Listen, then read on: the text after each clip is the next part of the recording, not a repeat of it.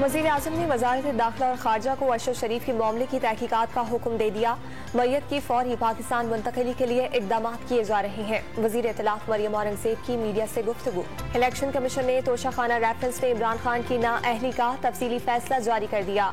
इमरान खान ने election commission में गलत स्टेटमेंट और डिक्लेरेशन जमा करवाई। फैसले का मतन। इलेक्शन कमीशन ने कराची के हल्के NA 237 मलीर से पीपल्स पार्टी के अब्दुल हकीम बलोच की कामयाबी का नोटिफिकेशन जारी कर दिया।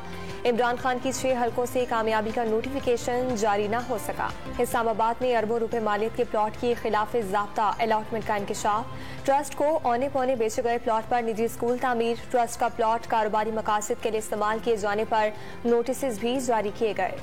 लाहौर में डेंगू के पैर उखाड़ने के लिए इंतजामिया ने सर जोड़ दिए। कमिश्नर लाहौर की जेर सदारत इजलास में सफाई मुहिम का फैसला। डेंगू मच्छर की अफजाइश रोकने के लिए आमाजगाहों का खात्मा किया जाएगा। और T20 वर्ल्ड कप में जनूबी अफ्रीका और जिम्बाब्वे का मैच बारिश से मुतासिर। मैच को 9 ओवर तक महदूद कर दिया गया।